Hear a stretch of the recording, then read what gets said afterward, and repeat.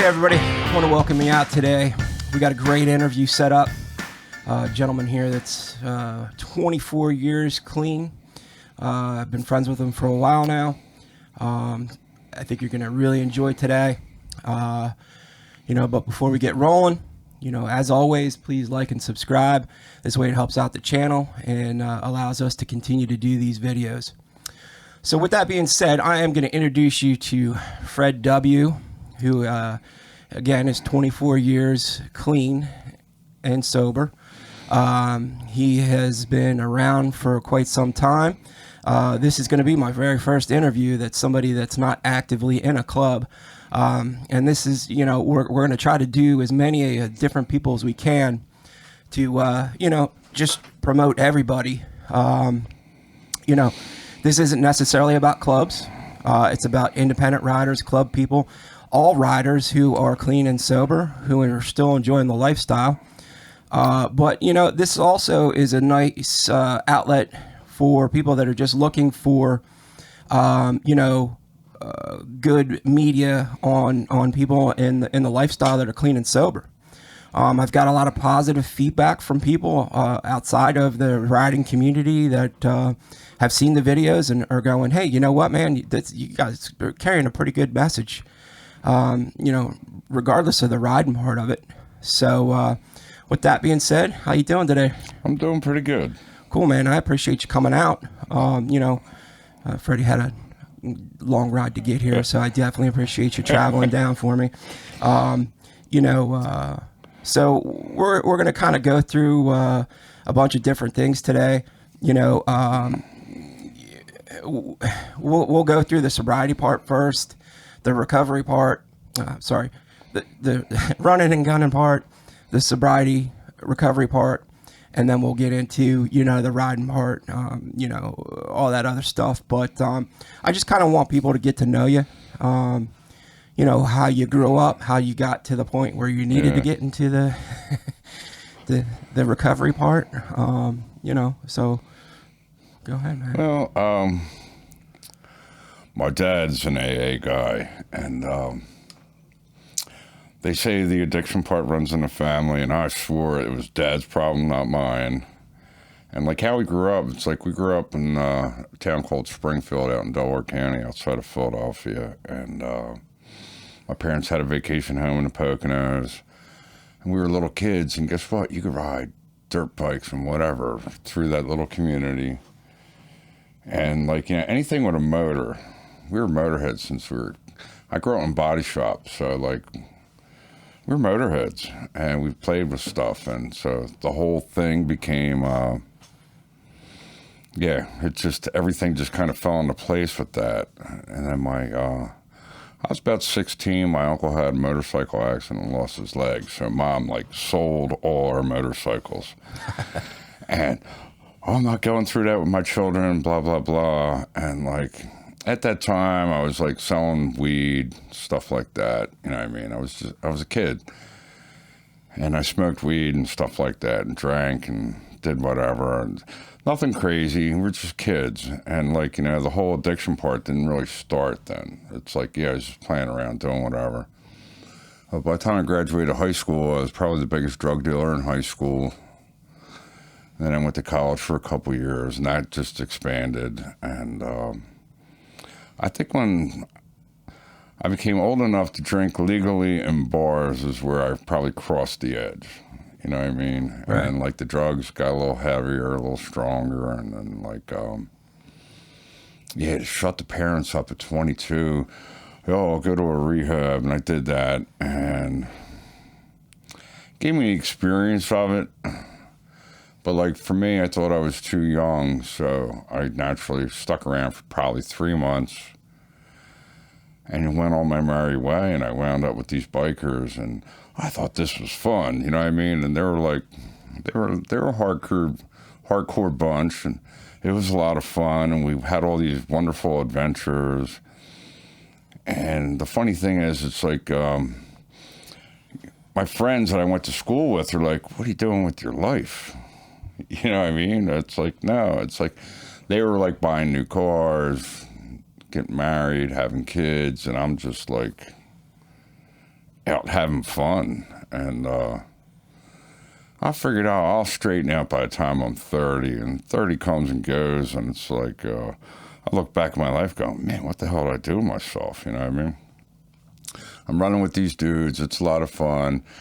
People went to prison. People did whatever. But to me, it was like the whole thing was like fun. The mystique. Yeah, the mystique, I guess you call it. Yeah.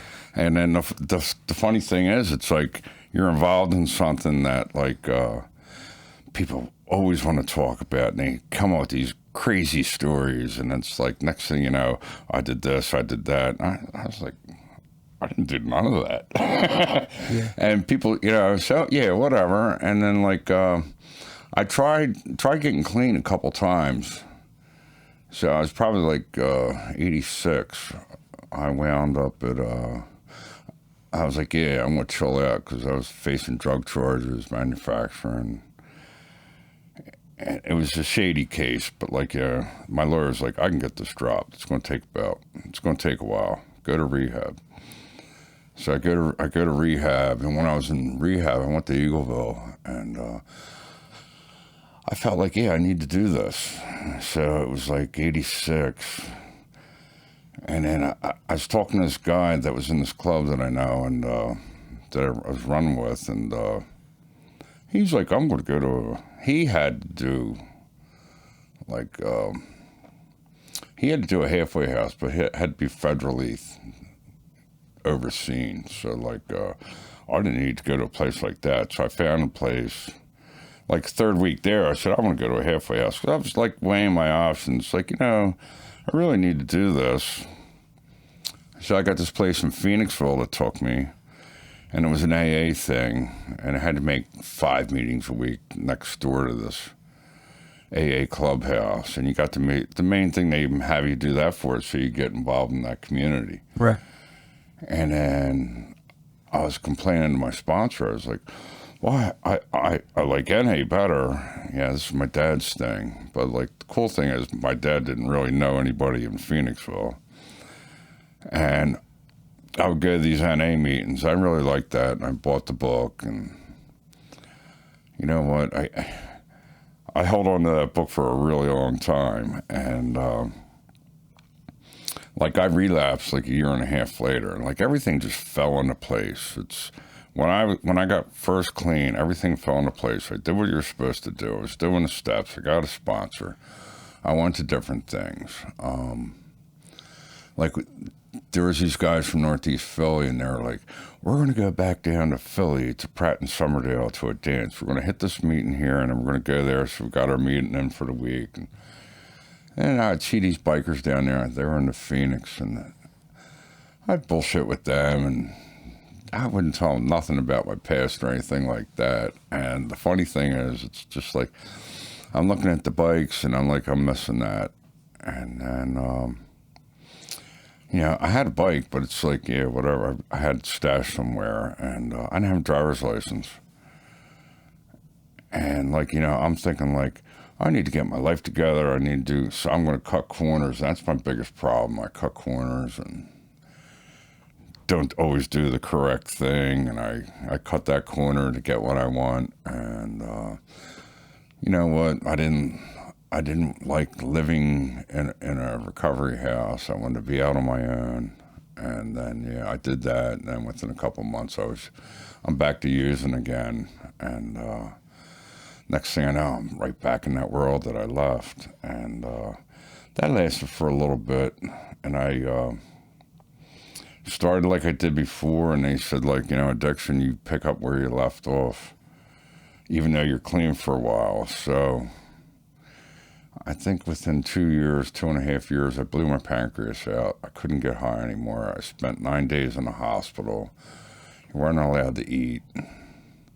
Then they gave me this crazy diet.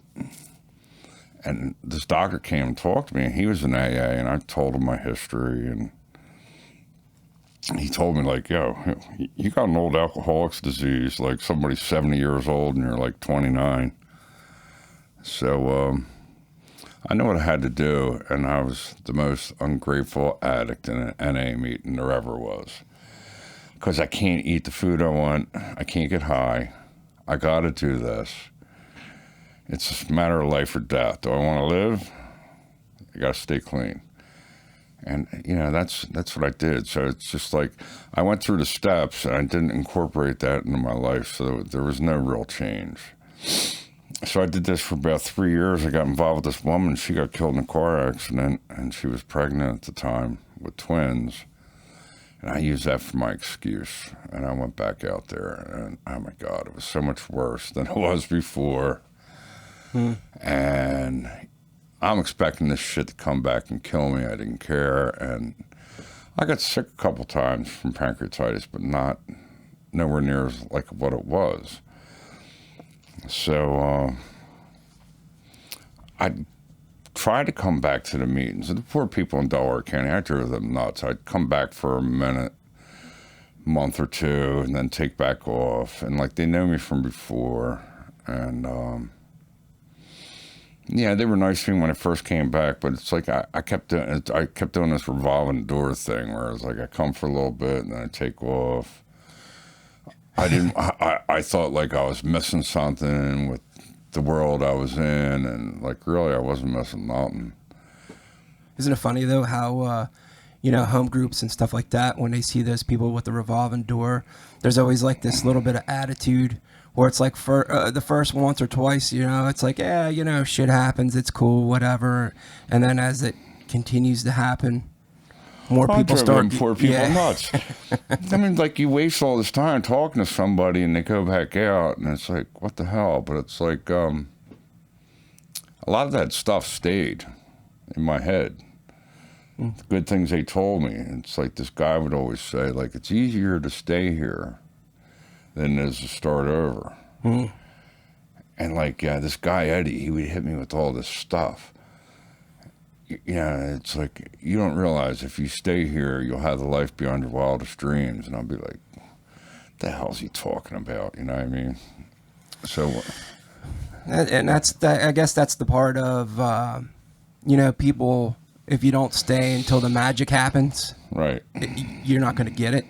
I mean, even with me, like it took me a long, 6-7 months before I caught on and went, oh shit, this is okay. This is worth it. I had it that way and walked away from it. I'm too young. Yeah, I was like 27. I'm too young. This is just a phase. That's what I sold myself. Right. And I don't really have a problem. Yeah, it's not that bad. Yeah. And really, when people, it's like relatives and friends, they got an idea. They hear crazy stories about stuff we did, and it's like, and you thought that was great, and like, yeah, I did. Right.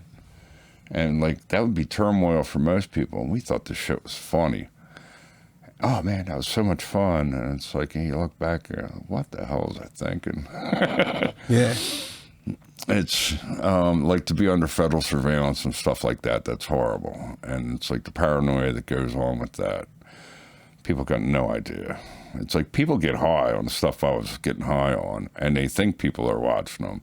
But actually, to see the van parked across the street with them shooting the videos. Completely different story. Yeah, completely different. Yeah, I mean, so it's like we sent strippers out one night with coffee and donuts for them from Dunkin' Donuts. They thought it was funny.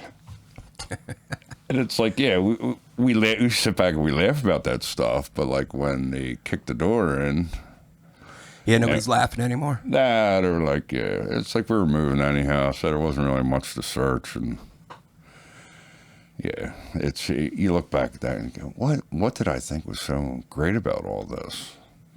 And it's like you're young and dumb, really. You know what I mean? And just, I know what you did, but what was your drug of choice? I was like, first of all, I love marijuana.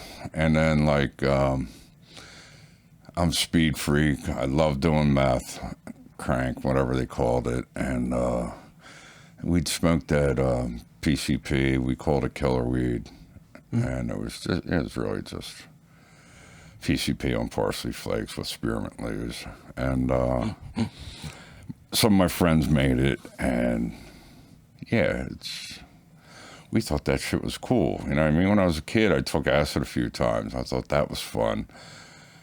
but it went on too long where like the PCP didn't last as long. So in a way it was like, yeah, this is cool.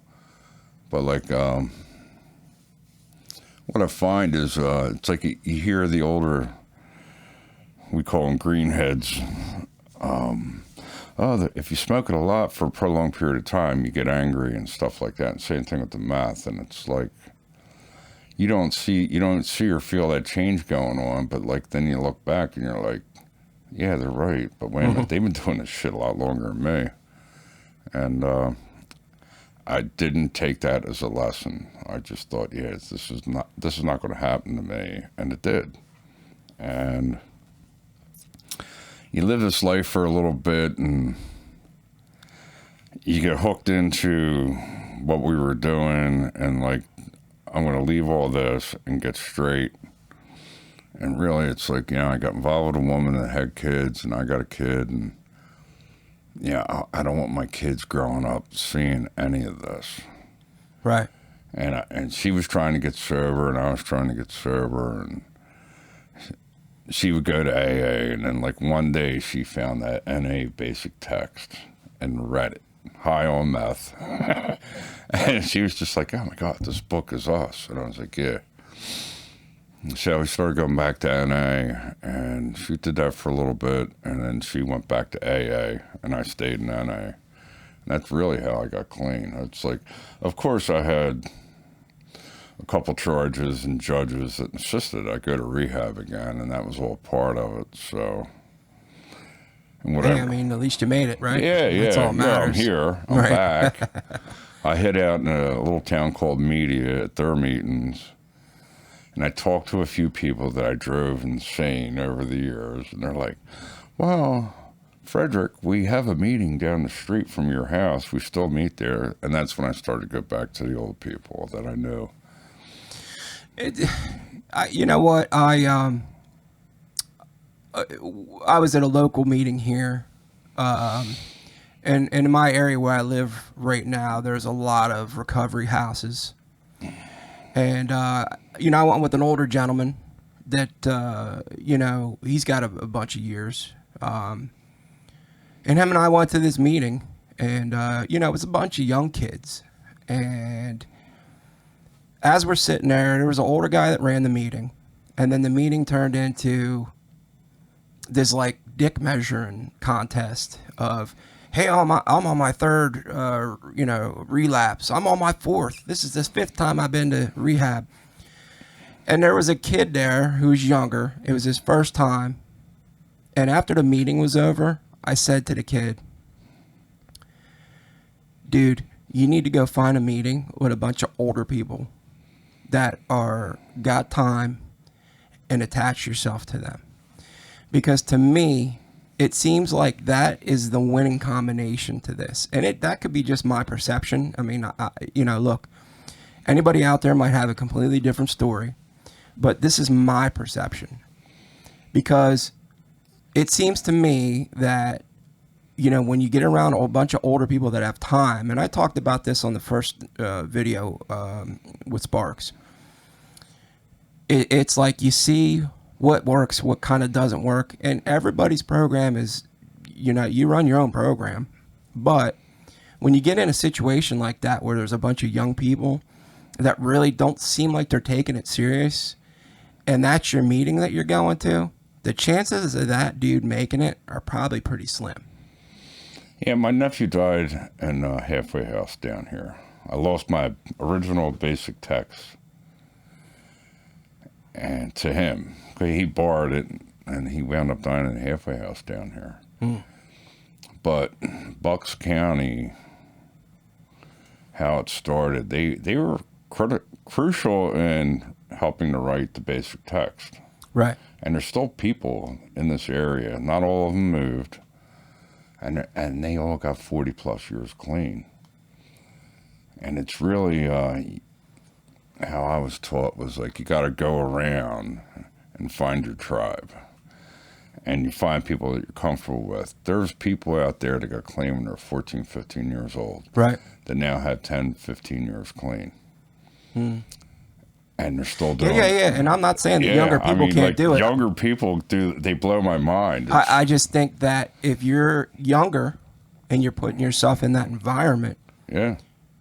it's probably not going to happen, because now everybody's talking about how cool it is to relapse, and this is look, man, I know that there's the big argument about that, and that's not supposed to be the how do they put it? Relapse is not a part of recovery. Relapse is not a requirement. Yeah, My you go. sponsor says. I'm trying to find the words and I'm drawing a blank. he went to, like, my sponsor. I remember, like, going to Keystone and speaking down there, and on the way back, I'm like, damn, you always mention that, like, it's not a requirement. And he goes, well, I'm one of them guys that went to one detox, one rehab, and that worked for me. And I'm like, I think I was in I was in 3 rehabs. Right. I didn't last the whole time. They got thrown out of them. But, like, the last one I went to, you went once a week for 2 hours a night, one night a week, and that was 2 or 3 months. Right. And Well, I guess I need to preface this, though, is I'm not knocking anybody that relapsed. no, I'm knocking. I did it for 11 years straight. Yeah. Really. I'm knocking the meetings where it seems like that's the focus. That's really just when you get surrounded with, like, I call them, like, halfway house meetings, because that's all they got. Right. Yeah, I mean, Right. when you got, like, a boat, there's a lot of people making a lot of money off them halfway houses. Yeah, And it's then they unfortunate. set up whatever, Yep. and it's not. I was at this place called the House Next Door up in Phoenixville. It was an AA clubhouse. It was right next door, and that's why they call it the House Next Door. And a bunch of guys got together and did this just to help people. So it was like, maybe it was $30 a week you paid to live there. And, like, you're on your own for food. They want you to get on welfare, so you got food and all that. And you get to start out. And, like, I immediately got a job painting cars. I did a couple other things, and then I got a job painting cars, like, say, 4 months later. And that's what I did for a living back then, and I'm good at it. And yeah, it's like, I got right back into the swing of things. I stayed there for a year, and, like, I thought I could do X, Y, and Z. And then later, as I took myself away from the meetings, as how I drifted back into my old world. Right. So through a 4th step, I realized, like, when I got clean this time, if I look back at all my relapses, it all starts with me skipping out on meetings, cutting them people out of my life. Mm-hmm. The next thing you know, it's out of my life. Yeah, today's a good day to get high. I'll start with weed, or I'll start with whatever. I'll have a couple beers. And then, like, with me, I'll sit down, I'll have 2 beers, but I'll force myself to only have 2. The next thing you know, it's 3, and then... Yeah, unfortunately, don't have that cutoff switch. No, either. I don't have that. I've tried it. It's hard to do, you know what I mean? And, Yep. Yeah. It amazes me, people that can go to dinner and have, like, a glass of wine, and I'm like, wow, really? Yeah, like my second wife, she would have a glass of wine and not finish it. And this was like when we first started dating, she's like, well, what's it like for you drinking? I said, well, if I was drinking and I'd be drinking a whole bunch of other stuff, I would finish your half a glass of wine you left as we rolled out the door, you know what So I mean? I was even worse with that. So, right, like, I would be like, yeah, well, I wouldn't leave that half a glass, right? But I was to the point where if I had an open case in my fridge, I'd be like, well, I can't leave the rest of them beers in there. I got to finish them. Yeah. You know what I mean? And that's just, the mentality is just crazy to me now that I look back at it. But it makes me, like, when I look at people that don't have a problem, that don't have the allergic reaction, Right. it blows my mind. Like, it's just, it doesn't compute. It's like, why couldn't I have been born like that? Yeah, and the funny thing about it is like, you're talking about your dad being a part of the program and stuff like that. And, I had an aunt that was like a bigwig in Bucks County. She Right. started meetings and stuff like that. And she had years and years and years of, so I knew it was what AA was about, except I didn't. I thought I had this perception. Yeah, you're around it. You don't get to see. Yeah, like I thought everybody was like a bunch of Jesus, freaks. I got to see a lot of guys do well in life through my father. He sponsored different people, and Yeah.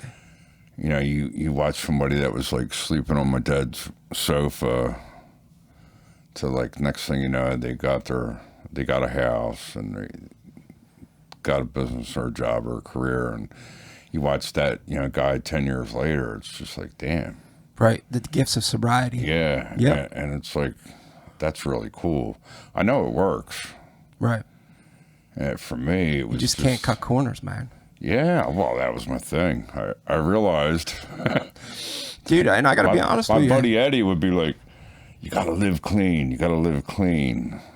And I realized, like, yeah, I got to change. I'd laugh at, they say, you only got to change one thing. And it's like, yeah, what's that? And they're like, everything. Yeah. Well, you know what? You're laughing about that, but I think I actually talked about this before. Was I half-assed it for my first, I don't know, year and a half. I really didn't get into a solid program until I got to Arizona. Right. And that was just out of necessity because, we had moved to Arizona and I was there for like a month and a half. It was maybe a couple months, man. But I was losing my mind and I was starting to get twitchy. And then I went, oh man, I gotta go to a meeting. And then I started going to, I actually almost did the whole 90 and 90 at the, like starting over. You know what I mean? Because I needed to get involved. And then, I wound up running into a guy from Philly that was looking to sponsor a bunch of people. And I was like, holy shit, man, you can't ask for, God to give you anything bigger than that, right? Or whoever your higher power is. I don't want to get into that. That's not a. Yeah. I struggled with that at the beginning. People complain about her. Yeah. I to be honest with you,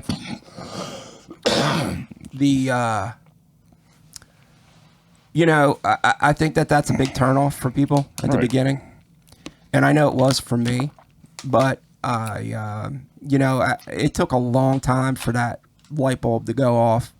And, everybody could sit there and talk about, you can make your higher power whatever. You can make it your dog, your bike, your toaster, whatever. And, yeah, you could say that, too, but it doesn't really, you're like, yeah. And then I happen to be, by the time I got to Arizona, it clicked for me. Okay. Right. So I got over that. But then I'm in Arizona, and, the AA clubhouse that I went to had a lot of Native Americans. Okay. Right. And because they got a big problem on the reservations out there. Yep. And I thought that was always a joke, but now that I seen it with my own two eyes, I realize it is a big issue. And there was a guy out there, and he was an older gentleman that was off the reservation. He had like almost like 50 years or something, man. The dude was like mind-blowing, right? And he was talking about that one day, and he threw out this gem, and it was very Native American-esque the way the story kind of went. But just to kind of to cut the time down, he basically took this guy to a park that was having the same issue. He was agnostic, basically. Right. And he said, I took this kid to the park and I just sat him down, and we were just sitting there. I didn't say nothing to him. And he was like, hey, man, you feel that wind on your face? And the kid was like, yeah. He's like, you didn't create that. He's like, sat a little longer. He's like, you feel that sun beating down on your face? And the kid was like, yeah. He's like, you didn't create that. He's like, that's all you got to know. There's something out there's bigger than you. And I said, you son of a bitch, man, where were you a year and a half ago? It would have made my life a hell of a lot easier, dude. Let me, but that's what I'm saying now, man. Like, older guys throwing out those gems that make the light bulb kick. That's exactly what I'm talking about. In the Philadelphia area, we had this guy that had He's an American Indian. I'm not going to say his name, but like he had a television show. And he would dress up in the native stuff, and he would be in parades, and he had a cartoon show. Okay. And he was a big guy in AA. Mm-hmm. And man, what a great dude. And he would break things down like that. Yeah. And it was just, I think he died with 50, 60 years. See, it's always those guys, man, Yeah. that throw out them. And that's what I was talking about, like with Carp. Right. He's real cut and dry. There's no sugarcoating it. He ain't Willy Wonka. Right. But, man, when he drops one on you, you go, huh, okay. He does it to me a lot. But, so do you with me. You talked about the 4-step jokingly because I'm trying to redo my 4-step. But this time around, I'm an AA guy. And Freddie has turned me on to the NA Gray Book. Yep. And we'll get into that in a minute. But I wanted to do the 4-step in the NA Gray Book just to try something different because you're supposed to keep recycling and reworking your steps as you're going through. Yeah. People think you do it and you're done. No. You get to 12, go back, redo them, get to 12. You're spacing it out. It's not like you're... No, I don't. But... it's one of them things where it's like, look, man, let me try something different. And the NA Gray Book is freaking phenomenal. I wished I would have seen this earlier in my career. There's a lot of things like that. So let's get into that. Let's get into the Gray Book. I got my interest through the internet in that. Right. Because nobody I knew did or had or anything like that. And I never asked my sponsor about it. And here, one of his sponsee brothers was into it. I went to an NA meeting. It was a 50-year anniversary for a group, something like that. And ran into an old friend. And he's like, we exchanged phone numbers, did the Facebook thing. And then he starts sending me these Gray Book reflections. I'm like, wait a minute, if you got that, you can get me a Gray Book. And he's like, yeah, how long do you want a Gray Book? And I was like, 6 years.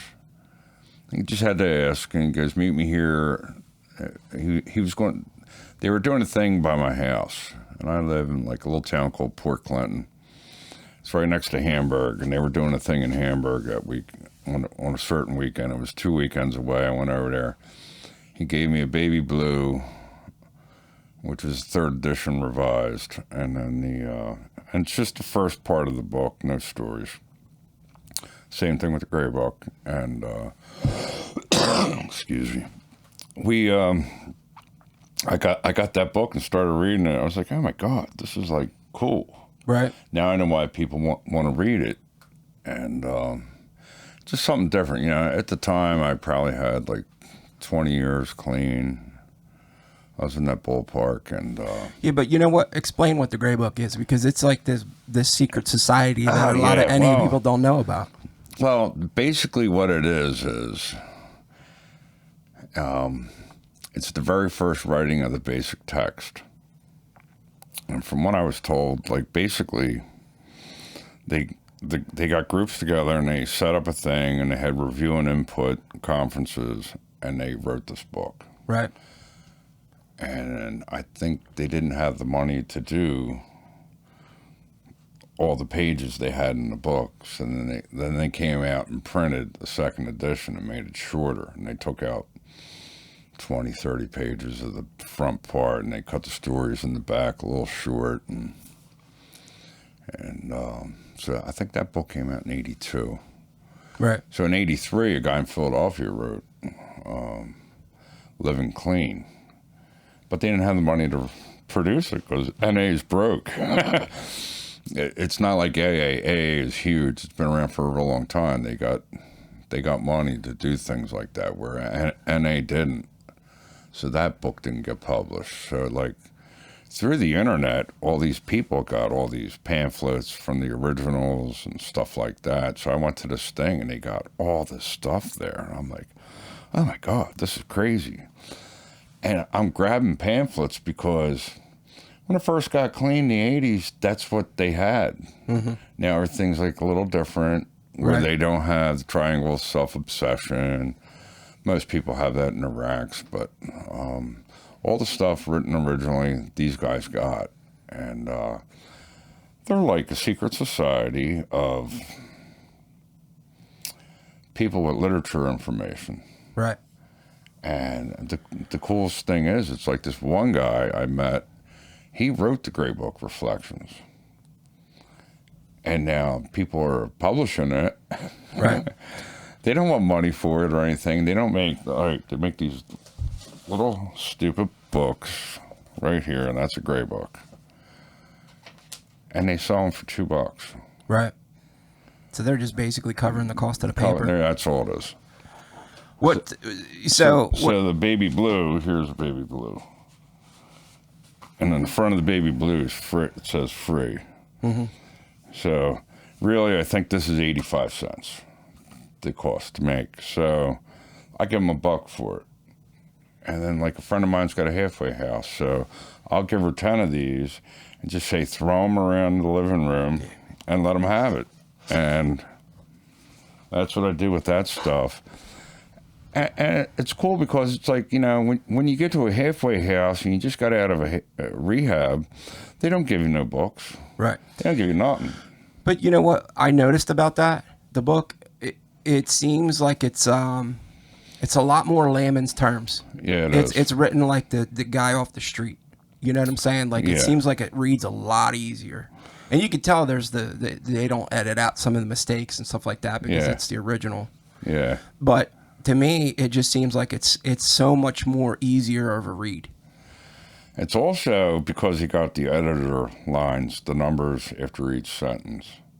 To do a book study, say we read 2 pages, 2 or 3 pages, and we'll start off the meeting, and I'll do it that way. So when somebody references something to the book, they can say right here, line 19 on page whatever, and your eyes just go right to it. Right. I didn't even think about that, but yeah. And that's the beauty of the book. And then like you were saying, they got zingers in there that you didn't even, you know, it's like, I think NA wrote something like the internally cool and hip something, whatever it was, that would drive me nuts. And like, 20 some years later, I realized, dude, you grew up with the last name Winkler. Fonz on Happy Days. He was internally cool and hip, and that's what I was trying to be my whole life. And yeah, everybody wants to be cool. Everybody wants to be whatever. And like, for the longest time, I thought the drugs and all that made everything great. And in the end, it wasn't. Yeah, I actually just man, I wish I could remember because the meme actually falls into what you're talking about, where it's like said something about everybody brags and thinks they're cool about drinking. What's cool and about what's really cool or something like that is having the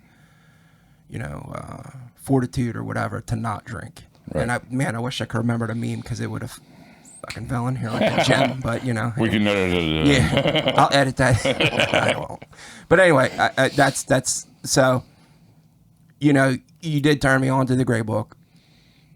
But also too, isn't the Bucks County area like a big part of that? Like, Yeah, they did the steps. okay, The literary committee was in charge of writing the steps. So the cool thing was with the pandemic, my friend Al OR from down here, he posted this picture, and it looks like a bunch of kids on a sofa with one guy laying on the back part of the sofa, and that was your literary committee. And you had teenagers to people in their mid-20s that was in there, but they looked like a bunch of kids, and they were in charge of writing the steps. And then when they would have the literary input and review thing, that's when everything's going over. But like, these kids were a part of that, and a lot of them are still around. right, So I'm going to meetings out here in Bucks County, up in Quakertown, and this guy, he's got major time, and he spoke, and went over and talked to him after the meeting. I'm not from there. I was just going to meetings there, and I had a friend that I was seeing down there, so I went to a couple meetings out that way, and I talked to this guy, and he's like, "Hey, do you know Jack C?" And I was like, "Yeah, I remember when Jack lived with Eddie in an apartment." He goes, "You go back that far?" And I said, "Yeah, but I'm like king of the relapsers in Delaware County. I know all these people." And then that was our whole conversation that night. Mm-hmm. And talking about them guys, because when you're getting clean and they all went to conventions together. Right. So they've been friends since the beginning of time with them guys getting clean. So for him, it was a really cool night talking to me about his old friends, because Eddie died years ago, and Jack's still around. Right. And like, yeah, so you can see that little twinkle in his eyes, like, man, this is great. And then I'm watching this thing on Zoom, and he's in that committee. Right. And then they did a Zoom thing, Bucks County Zoom thing, and it's like all the people that they can get a hold of spoke about what it was like doing that and helping to write the Gray Book. And it was just like, wow, that is so cool. Right. It's like, really, we don't really do that anymore. So, Well, no, because I mean, like, if even on the AA aspect, I mean, any of those original people, yeah, they're long gone. long gone. That book's been out for a long Since time. the 30s. Yeah, I was gonna say. So it's. I was just trying to do the math, but it's Yeah, over 50 yeah. years. Right on. I mean, you know, so I mean, this is one of those things that, you know, I kind of, when I wanted to bring you on board, was A, because the amount of time you had. B, you know, I know your past as far as, you know, riding and stuff like that. And then C, this whole Gray Book thing. Now, I mean, you know, look, we're calling it a secret society or whatever, but I guarantee you there's a shit ton of people out there that are in NA that don't even know about the Gray Book. Yeah. In some aspects where it's like... Or have heard of it.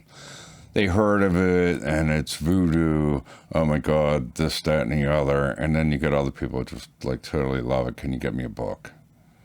Mm. So like during the pandemic when you couldn't do anything, I got on these pages and people ask, can you get me a book?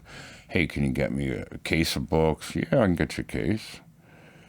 And we sent books out, and people started doing Gray Book meetings because you couldn't have a meeting, but I could have 6 people over at my house. Right.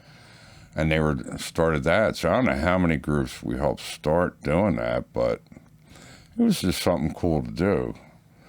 And it's like you know, I got my normal home group. We do the Living Clean book, and this is just something I do. It's fun. Literature can like give you a jump start in your recovery with no matter how much clean time you got. Right. And like when I held off buying the Living Clean book, and then when I finally bought that book, it was just like, whoa, this is crazy how this book hit me. And I called my sponsor up, and he goes, What are you talking about? I bought that book, read it cover to cover, couldn't wait to read it, and you're telling me all this great stuff about this one book. And I was just like, yeah, I think you need time to have it really hit you. And what I did was, the way I read that was, you'd read it in sections and then sit back and think about what you just read. Right. It's not something you read like a novel. And so my sponsor goes, who told you to do that? I said, no, I just figured that out on my own because it's just like it hit me with so much information. I need to sit back and process this. And then I'll maybe read another thing or two. I think that's why I always like the big book meetings. Right. Because, you know, whether you're going around, you know, paragraph by paragraph, you take turns reading it, Right. or whatever, however you do it. But the opportunity to decipher that chapter or even a paragraph in that chapter, you know, look, some of that shit's written old school. Right. where you're like, what the hell are they, you know? Half measures avail us nothing. I think it's the greatest line they ever came up with. But you know what I'm that was saying? me. But but like, so, you know, you get a younger kid in there that doesn't, you know, Yeah. they're like, what the hell are you talking about, dude? You know what I mean? So to have somebody sit there and decipher some of that, that's beautiful to me. So the thing with literature groups is they're not real popular. I want to come in here and I want to hear a wild story, and we want to share about that. And what happens is, when you read a book, big book, basic text, whatever, and you study that, you're actually learning something. Right.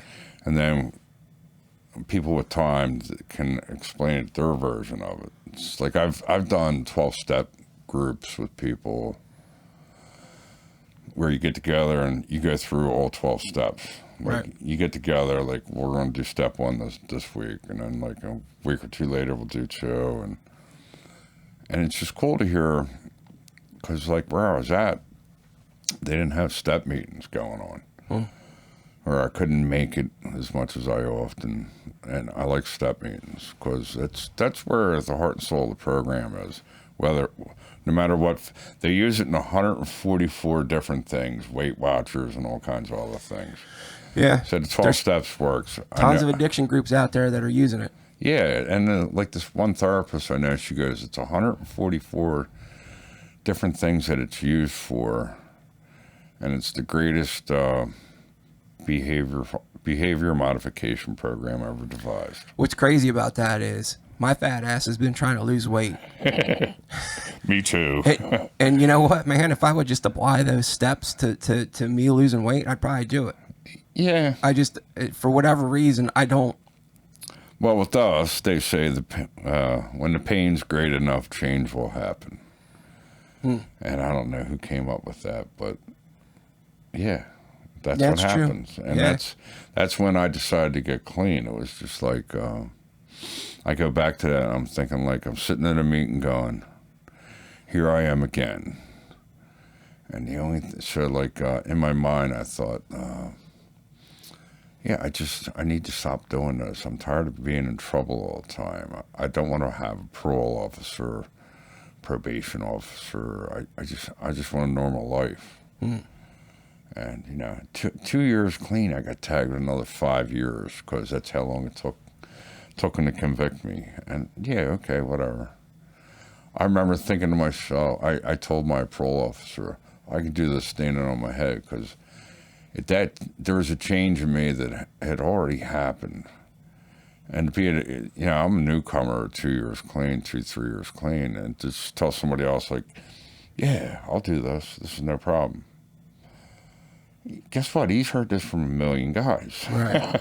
And then I'm going to say I'm from NA, and he's like, this is what he told me years later was like, I ran into him at a mall, and he was just like, you still going to meetings? I was like, oh, yeah.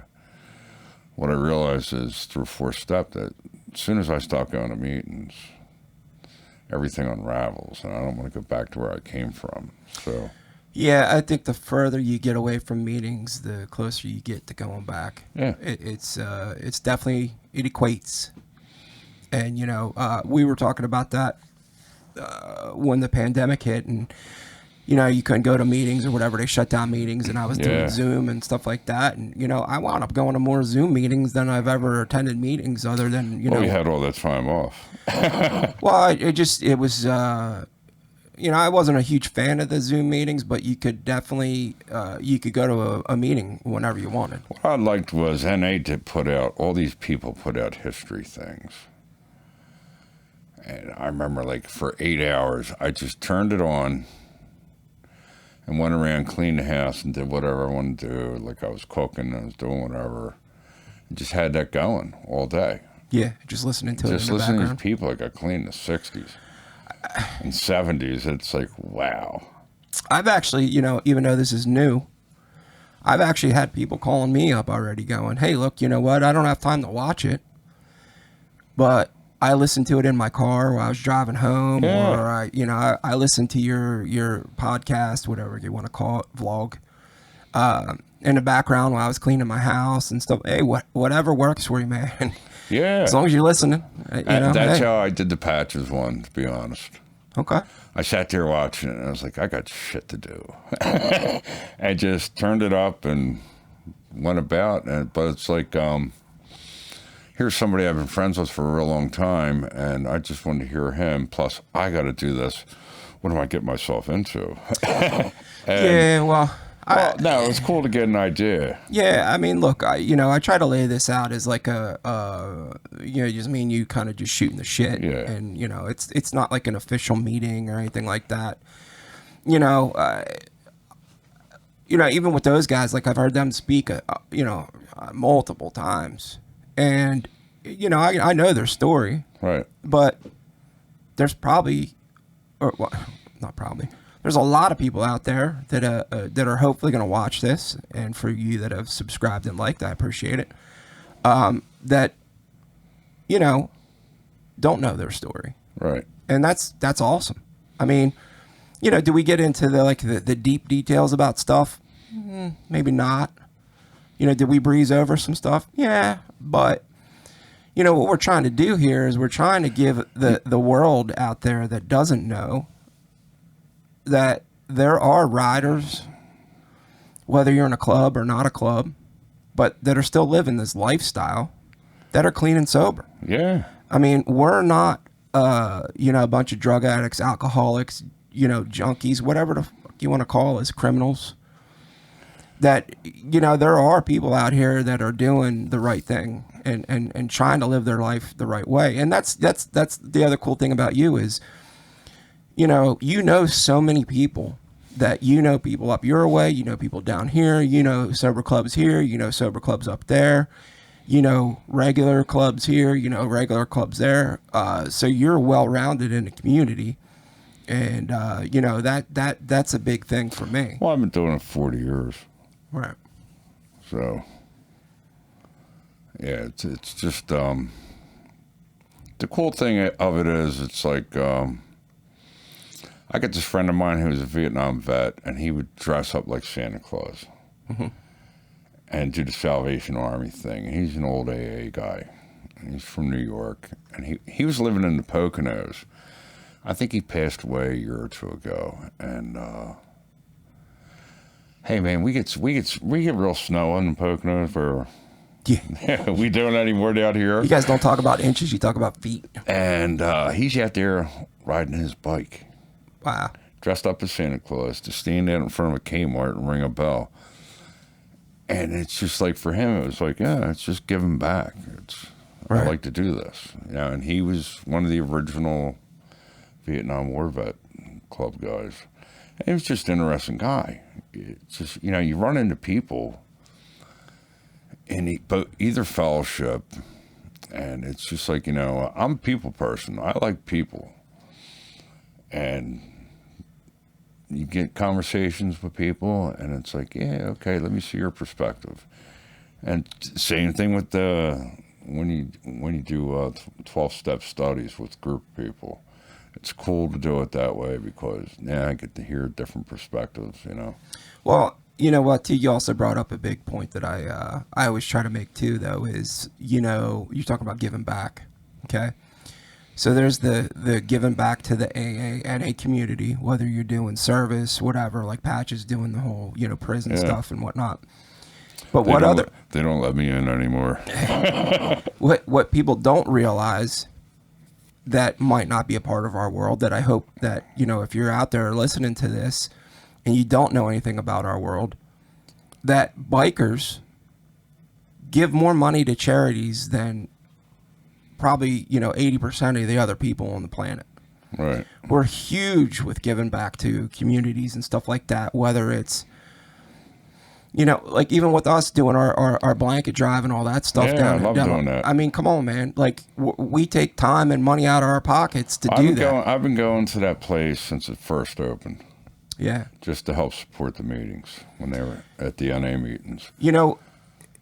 Eddie Z is down there in the Badlands fighting the good fight. Right. And I'm going to give him props, man. I'm actually going to bring it up. Eddie Z runs Last Stop in Philadelphia, Kensington and Somerset.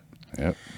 That gentleman is down there in the Badlands of fighting the good fight. And it's amazing to go to a meeting there and to see people walking off the street that are homeless. We dump books on them too. That are trying to get clean and sober. I mean, to try to get clean and sober in that environment has got to be like it just blows my mind. I can't even fathom. And I know he's actually expanded. I think I had just heard. I don't know if this is 100% true, but I had heard that he bought a place in Chicago, and he opened up a last stop in Chicago. Right. So, dude rides. Another guy out there, he's fighting the good fight, man, trying to do it. Yeah. I mean, because you know what? It's there's this buddy of mine, Eddie K. He was like, "Oh, when you're at rock bottom, there's only one place to go, and that's up." And then when you look at the last stop, it's like, yeah, you got a choice. Yeah. Yep. Surrender or die, really. Yeah, well, somebody actually said it to me one time. Sometimes you find out rock bottom's got a basement. Yeah. And, I've done that. To me, there's a reason why Dr. Oz and all those people have went down there and did, shows, because it's that bad. Well, people, like Dr. Oz, I look at him and it's like, I don't know what his spiel is, but that's a good place to try and get publicity. So if you need a shot in ratings, go down there. Which is unfortunate.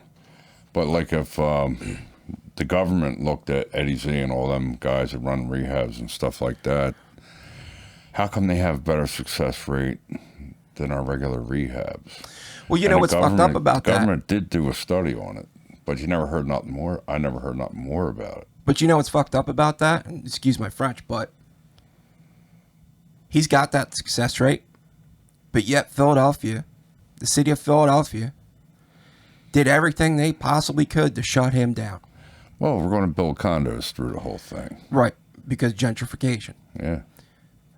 But here's a guy that's gotten, I'm going to say thousands of people, clean and sober, running out of that place. It's an epidemic. The city knows it. The city knows it's a problem. But then you're going to go and you're going to bite the guy that's actually helping? Yep. We're not going to get into politics, but that to me is, what the hell are you doing, dude? You got a goddamn problem. Why are you even going to let that happen? I mean, he's held up the good fight and he's still there. They didn't shut him down, but when that was going on, I remember when he first opened, it was just like you heard about it. And guys in NA said, we got to go down there and support him. So he had just opened, so we went down there, and maybe once a month for a year or two, and then it cuts back into I can't do that every. And it just came back into a thing that you do every once in a while to go down there. Right. But other people were doing it too, so it's a good thing, because it's like when you start a meeting, you want people, and now I was a newcomer. I probably had a couple years, something like that, and let's go down there and support them, because it's like, you know what, when you're down and out. I mean, dude, you literally got people that are walking out of there trying to get clean and sober, and right there on the corner, you got some dude with taking his shoes off because he's shooting dope between his toes or whatever. That was one of the things when I moved to Arizona, okay? I had to go to the CVS or whatever. I had to get toothpaste, right? I walked in the door. As soon as I walked in the door, we got a sale on Jack Daniels. I walked back out. All right, I am in CVS. I couldn't believe it that they could sell alcohol no matter where. And when I went to my first meeting out there, I said, I don't know how the hell you guys got sober out here when you can get alcohol anywhere. You can literally go to I can't think of the Circle K. There it is. I couldn't think of the name of it. And you could pull a beer. You fill up a growler. I'm like, dude. And they were like, well, where do you get beer? I'm like, well, you know, you got to go to a distributor or a six-pack shop, or, you know, in Pennsylvania, you got to go to I don't know Well, now about you can now. go to the supermarket. But before, you used to have to go Yeah. to liquor state store. Yeah, state And they're store for like, booze. they're like, what? And I'm just like, the fact that you got clean and sober out here and it's right there in front of your face blows my mind. You know what? It's like The will, I guess. we're pretty much making marijuana legal everywhere, and people are like, you know, I really don't care. Make it legal. Because you know what? The war on drugs is lost. We lost that a long, long time ago. Yeah. It's a joke. But, like, you know what? I always thought marijuana had some capabilities. It's like CBD oil and stuff like that. They find different things to use it for with cancer patients, stuff like that. Yeah, for sure. And you know what? That's good. As far as all the other stuff, it's just like, all right, you lost it. I don't know what you do with it. Right. I mean, We can send Dr. Oz back down to Philly. look, you know, the marijuana thing has definitely got its benefits, and it's been proven. Yeah, but like, if- people go, well, it's legal now. Well, guess what? Booze is legal too. Right. And we're against any and all substances. So it's like I can't say, all right, well, marijuana is legal. Guess what? It's still a substance. So. Right. Mind-altering drug. Yeah, it's mind-altering drug. So it's like, all right. I kind of feel like with that, though, if you're going to smoke weed instead of taking oxycodone, Well, that's the thing. Guess what? For Oxycontin, that was made for cancer patients and whatever.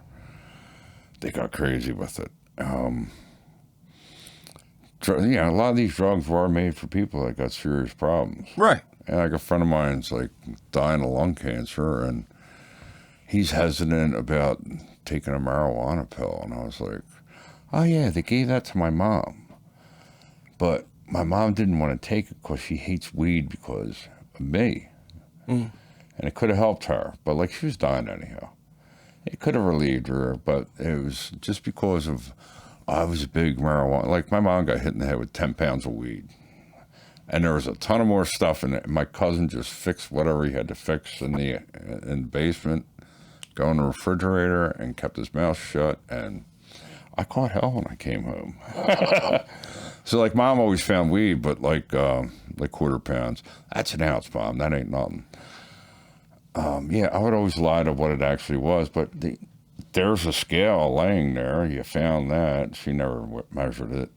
I lied about a lot, but like at the same time, at the end, she wouldn't take that drug that probably could have helped her relieve her pain and whatever. Yeah, I mean, And it's all because of me. I think it's going to be a few generations before that. Yeah. Because the stigma on that is going to be, you know, just like tattoos and shit like that. Yeah.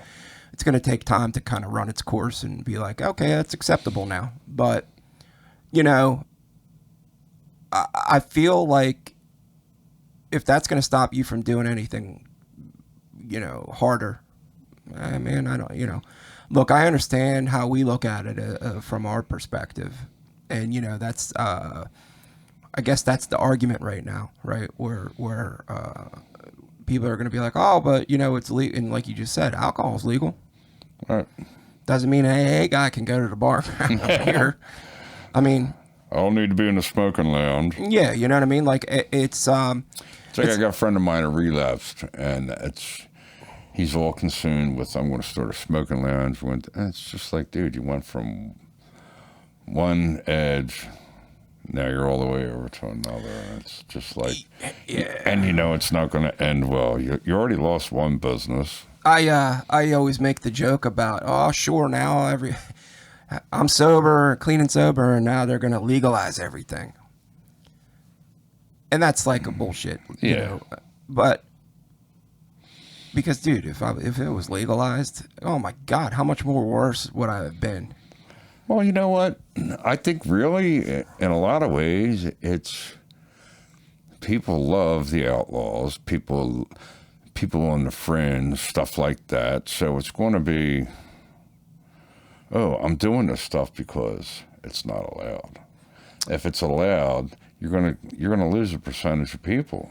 I would probably, yeah, I would say you're right. I mean, Yeah, you're gonna lose a you're large gonna percentage get rid of of people, the young kids that want to be a rebel. Yeah, Yeah, the whole no, rebel I thing. got you.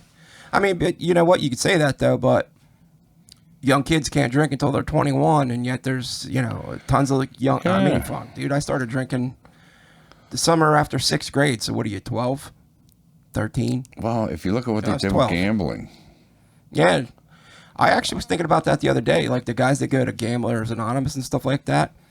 everywhere you turn. Now it's like, man, on your phone, you can just gamble wherever the hell you want. Like that's got to be tough too. Yeah, it's like my cousin screws up with gambling, and just like, really?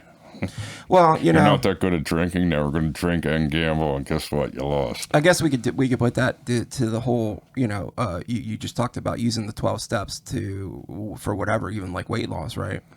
It's the same principle. Yeah, man. I can go they out use and it too. go get a Big Mac right now. Eat my calorie count for the day in one meal. So yeah, I mean, I guess it all kind of weighs itself out, but It's hard finding balance in life. Right, That's really right, what it's right. all about. so let's get into let's wrap this up with you with the riding aspect. How long you been riding? Oh, since I was a little kid, mini bikes, dirt bikes, all that. Yeah. I think I was 22 when I bought my first Harley and been on them ever since. Had a whole bunch of different concoctions. The thing about this newer generation of Harley is they don't break down like the old ones did. And I like that better because it's like I go to Ole every year just to see all the old bikes I'll never own again. And the simple fact of how much money do I have to dump into an old bike to run? No, I ain't doing that. Yeah. I want it and I want it now. I made one bike really fast and then I got the Road Glide just to cruise around on and it's take trips. And it's like coming down here, it's hot and muggy. It's Philadelphia area weather. And I saw 2 bikers all the way down here. And I'm looking around at the cars. I'm thinking like there'd be a lot more bikes out. But it's hot as hell, man. I was going to ride down just because. But it's like I got up late. The bike's in the garage. I'll just get in the car and drive down. It's easier. And then in reality, when I go home, it's going to be way hotter. But I look at these guys, and it's like they're on the touring bikes. And they're coming back from a weekend. I'm just like, yeah, that's what I bought that bike for, to do that. Yeah. And, the first Harley I ever really rode was I ran into an old couple at a gas station. We're filling up our little Jap dirt bikes. And I was talking to them. He's a retired truck driver. And his wife raised a family at home, and then she rode in a truck with him. And he goes, now we're just retired. And they had 2 blue electric glides. And that guy says, and he was a little dude. I mean, he was like 5'6" tops, and his wife was about 5'4". I mean, you guys are riding cross country on them? And the guy goes to me, kid, you can ride, take that bike down the street and back. And I did that on a little road 390 up in the Poconos. At Sunoco Station, we drove down the road, came back, and I was like, man, this is cool. Mm-hmm. Now I understand why you're doing that. And like I grew up around, it's not like I live in an upper middle class town, but like we had these bikers, and you always had that intrigue. You're a little kid looking like, man, what are them guys doing? Yeah, that looks cool. And that's what attracted me to that. And I found out what they were doing. Yeah, it was cool. And yeah, it was a different world back then. Yeah, for sure. I mean, I me personally with the having the newer bagger. I think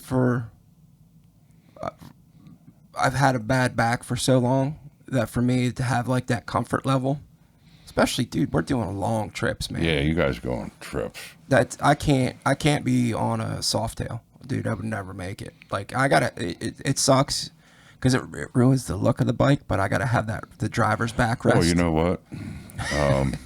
I don't have the backrest yet. But I think maybe after I get my knee replaced, I'm going to do that. Because like right now, I just don't think I could throw my leg up. It's weird because of how the one knee is. And I'm not riding as much because it's going to get replaced this year. Not riding as much because the bagger is heavy on my right foot to put down. It hurts too much. Yeah. So it is what it is. Hey, man, you know what? That's why I got a Dyna. But you know, people want to sit and bash the touring bikes and stuff like that. But you know, hey, man, I'm comfortable, and that's Well, you know to what? me, that's all that matters, man. Somebody turned me on to one in the 80s. And he goes, yeah, like they were living down in the Carolinas. And he's like, dude, I can put 60,000 miles a year on this bike. Which is unheard of. And it's like, what? And he goes, realize it doesn't snow. Yeah. The roads are a little different because they make their asphalt a little different. So when it rains, it's a little more skittish. Whatever. But you get used to it. You know what I mean? And then it's like, yeah, them guys were riding a lot, but they were riding all over the place. And, Yeah. you know, for me, if I was to put 20,000 miles on a bike in a year, I wouldn't be working. Well, I'll tell you what, even with working, I was averaging just a little over 10. Right. This is the first bike that I've owned that I don't have that because I've been dealing with, back Right. problems and all this other shit. So the past couple years, 2 years, I haven't been riding as much as I want to be. But Yeah. hopefully, once this is all said and done, I mean, they told me I could be back on my bike at August. So now it's looking like the middle or end of August. But at least I'll have a couple months of riding before it gets shitty here.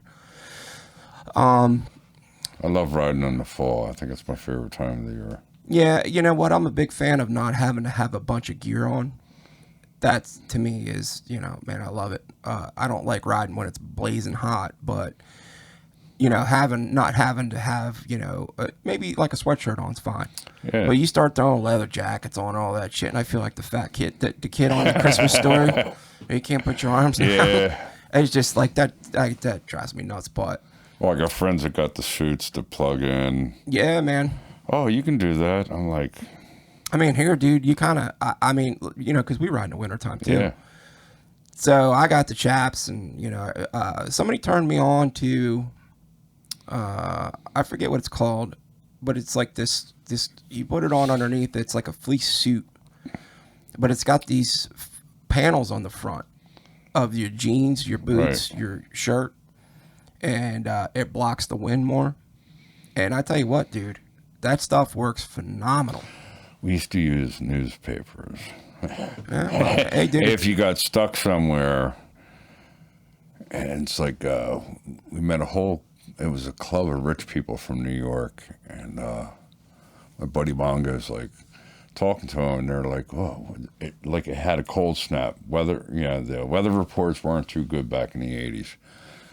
And Bongo's telling these people, oh, stuff yourself with newspapers. It works. It blocks the wind. Yeah. And they're like, you're kidding me. So, like, we rode to the next exit, and they pulled us off, and then they bought us dinner and stuff like that. Oh, my God, this works great. This works great. It's like, yeah, you'd be surprised at, like, things you learn on the road and who you run into. And, they were rich, famous people and movie actors and stuff like that. And, just the simple fact that, like, we were all riding, we were having fun, we became friends for a day. And that's really, like, Mongo would say, like, I waved to everybody. And he did. And he goes, realize when I started riding motorcycles, there wasn't a lot of motorcycles on the road. Didn't matter what you rode, you were up on two wheels. Lad, you got to read this book. What's that? The Zen Art of Motorcycle Maintenance or something like that. He made you read that book because it's just like, them dudes rode. And so it was like, it was something to read. It was. You look at them old school guys, man, and the miles that they were putting on their bikes and the trips that they were taking, and you look at some of them bikes, and I go, Jesus, man, I would have never made it. Ah, no. Some of those bikes with the rigid tails where they had to have like a kidney belt on just to ride. Oh, man, no. I had a couple hardtails, parts fall off. I remember riding in packs and just being covered in oil. Yeah. And didn't even know it. and it was just so much fun. And parts flew by, and So the modern equivalent of that now is, especially here in the Northeast, so you don't have to necessarily deal with oil anymore. When you're in the pack, and it's right after winter, and you're blowing down the turnpike, and all the salt shit that they got, I hate that. Yeah. and you're getting sandblasted as you're riding, and you're like, God damn it! Scooch over to the right just a little bit. yeah, I need a little bit of it. Yeah. But I'll separate, like where I live, my roads really bad, and we were going up north, and the guys want to ride, and I was just like, nah, dude, you got to separate because it's safety issue. Oh, what do you mean? Wait till you see these crate hole potholes. Yeah, dude.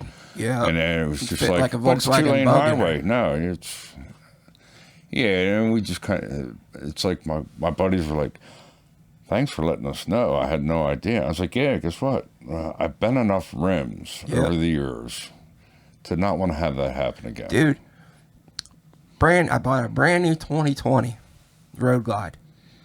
I was coming home from a meeting one night. Guy is going to make a right. So I start to go around him a little bit. And then he decides last minute, he's not going to go. I'm sorry, he's going to make a left. He decides last minute he's not going to make that turn and goes right back out on the road. So I got to keep going on the shoulder. And I hit this giant pothole. I Dukes of Hazzard my fat ass. I get up. I come up off the seat. I come down. And I was like, holy shit. I can't believe I didn't just bite it. Yeah. And I rode home. Next day I go to get on my bike. I got no air in my tire. I'm like, what the hell? Dude, I bent my rim so bad. I was lucky enough, I guess, to have the wheel replacement thing for Harley Davidson. Saved me, a couple $1,000 for a rim, which is, it's beautiful. But you're right, man. People that don't live in the Northeast don't understand the pothole situation we got here. You got potholes, and then it's like, I don't know how many times I'm riding down the road and just you look at somebody's vehicle and they got something on there strapped. I think like a mattress flew off this truck, and it's just like I knew it was going to happen. That'll end your day. And mattress. It's just like, all right, let me get around him. And as I passed the guy in my mirror, I saw the mattress fly off. I was like, God, thank God I wasn't back there. Sometimes I'll race ahead of everybody just to get the idiots out of my way. Say I'll cruise at 90. I'm down in Virginia, and I think we're doing between 80 and 90 on that parkway, and like people are passing me doing $120. I'm thinking like, oh my God, this is crazy down here. People's, like we can say how the motorcycles got better and faster, and so did the cars. Yeah, for sure. Because I get passed at 100 miles an hour more than once, way too often. And it's like, oh my God, well, yeah, if I had a car like that, I'd be doing it too. You know what, though? We're talking about roads up here in the Northeast, and you got to deal with this, that, and the other, or whatever. But out in, so even in Arizona, they got their own thing, right? Red's too hot. Nah, man. I don't know why they do it, but they leave the seams in the road. So like here, they at least try to gap the seams so this way when you're not. But the first time I was out there, me and my brother were doing like 90, and I hit one of them seams, man. My asshole puckered. I almost sucked my seat in because your bike just goes. It follows that seam.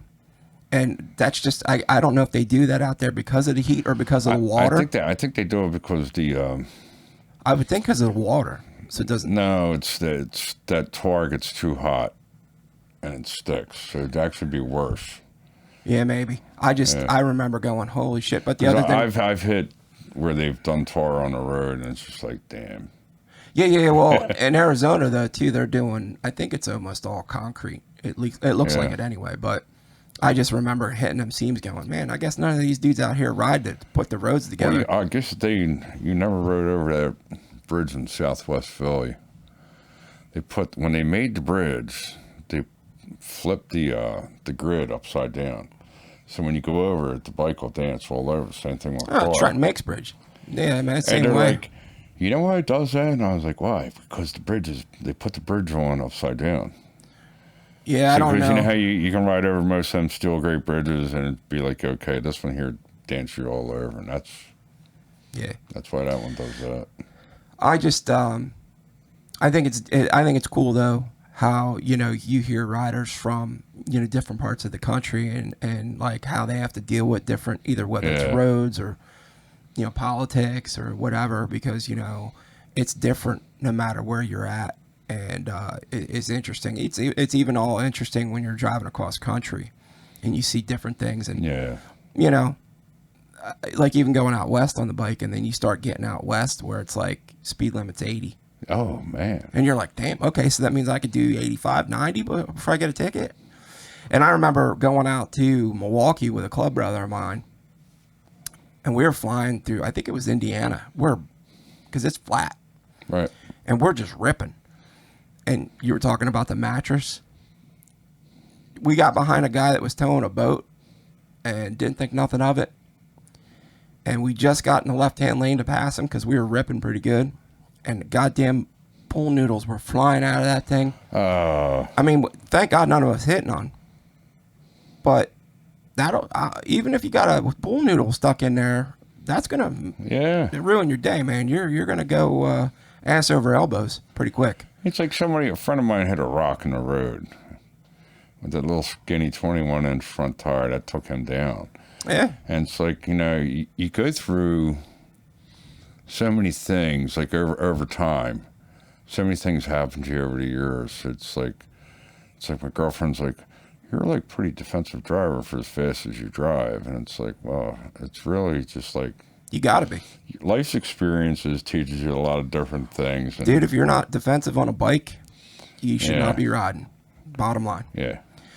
Well, man, before we wrap this up, is there anything that you want to talk about that we didn't bring up? Or I don't know, man. We did a pretty good job, I think. okay, I appreciate it, man. Good. It was good coming out. Yeah, man. Thank you for taking a Glad trip to be- down here. Glad to be a part of your thing, because I get to see you throughout the year. You and your wife, it makes my day when I see you too. And Yeah, man, I appreciate that. It's cool to come down here and do this. Thanks, man. I appreciate it, and hopefully, we get a bunch of people that see your story, and We'll see what happens. get it out there, dude. I appreciate it, man. All right, Thank man. Oh yeah, we want retribution. Oh yeah, we want retribution.